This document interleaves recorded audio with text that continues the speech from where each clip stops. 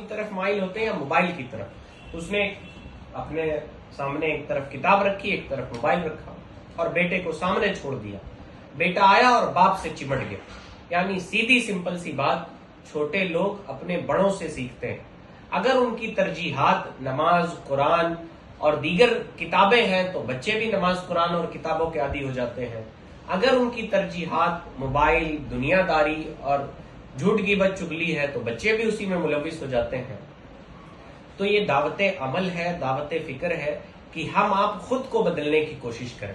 ہم چاہتے ہیں ہمارے ماتحت والے بدل جائیں، میری بہن باپردہ ہو جائے، لیکن ہماری آنکھوں میں حیا ہے ہی نہیں. ہمارے گھر والے جو ہے وہ نمازی ہو جائے لیکن ہم کبھی نماز پڑھتے ہی نہیں. بیٹا باپ کو دیکھتے ہی نہیں نماز. آپ نے مقام صحبہ کا وہ واقعہ سنا ہے کہ حضرت علی رونے لگے، نبی علیہ السلام گود میں سر مبارک رکھ کے سو رہے اور سورج ڈوب گیا. آپ نبی علیہ السلام نے کرم فرمایا اور سورج واپس لوٹ آیا. لیکن آپ سوچیں صرف نماز چھوٹنے کی وجہ سے حضرت علی رو دیے تھے، اور آج ہم صبح شام نمازوں پہ نماز قضا کیے جاتے ہیں، ہمیں اثر ہی نہیں پڑتا. ہمارے دل گویا بالکل سیاہ ہو چکے ہیں اور ہمیں اس سے کوئی فرق نہیں پڑتا کہ ہم سے نمازیں چھوٹ رہی ہیں، کہ ہمارے روزے چھوٹ رہے ہیں، ہم سے بھلائیاں ہمارے ہاتھوں سے نکل رہی ہیں.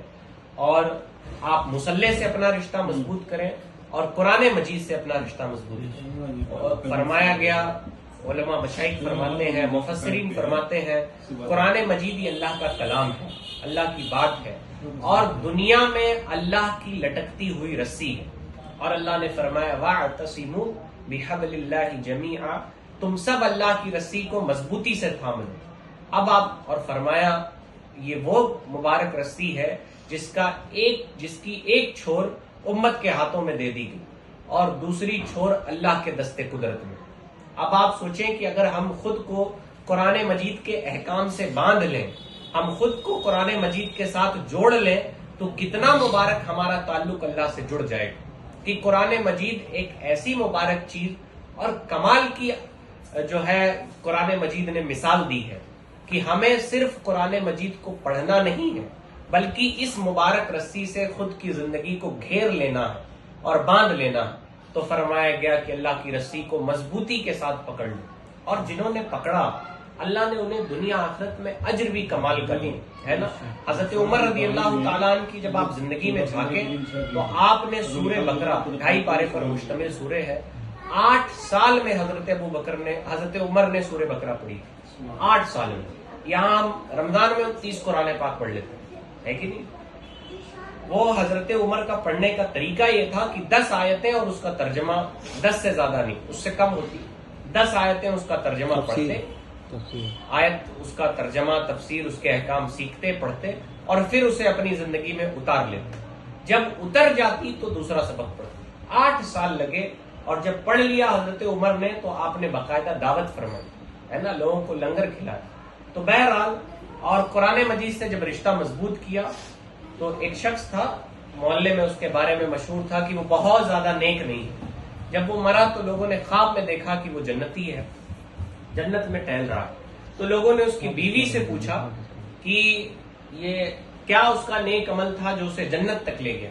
تو اس کی بیوی نے بتایا کہ وہ قرآن پڑھنا بھی نہیں جانتا تھا، اتنا بھی نیک نہیں تھا، لیکن جب وہ صبح اٹھتا، نہا دھو کے تیار ہوتا تو قرآن مجید لے کے بیٹھ جاتا، اور بیٹھنے کے بعد قرآن مجید کے ہر سطر پر، لائن پر وہ انگلی پھیرتا اور روتا کہ یا اللہ مجھے پڑھنا تو نہیں آتا لیکن میں گواہی دیتا ہوں کہ جو لکھا ہے وہ سچ لکھا. تو قرآن مجید کی محبت نے اسے یہاں تک پہنچا دیا کہ وہ جنتی ہو گیا. تو جب تک ہم مصلی سے، قرآن مجید سے، اللہ تعالیٰ کی ذات سے اپنے رشتے کو مضبوط نہیں کرتے، دنیا آخرت میں ہمیں اپنا حصہ نہیں ملنے والا. اور اللہ تعالیٰ زمین پر اسے ہی بادشاہ اور اثر و رسوخ عطا فرماتا ہے جو اللہ تعالیٰ سے اپنے رشتے کو نہایت طور پہ مضبوط رکھتا ہے، ہر وقت اللہ کی یاد میں جٹا رہتا ہے. اور اللہ کی یاد یہی ہے کہ جب آپ کوئی کام کیجئے تو یہ عقیدہ رکھیے کہ اللہ تعالیٰ ہمیں دیکھ رہا ہے نا. اللہ تعالیٰ ہمارے اچھے کاموں کو بھی دیکھ رہا ہے، برے کاموں کو بھی دیکھ رہا ہے. اللہ تعالیٰ ہماری ساری زندگی کو دیکھ رہا ہے. اور اللہ نے قرآن مجید میں فرمایا الم تعلم بان اللہ یرا، کیا تم نہیں جانتے کہ تمہارا رب تمہیں دیکھ رہا ہے. اور یہ معلوم شدہ بات ہے یہ جتنی باتیں آپ کو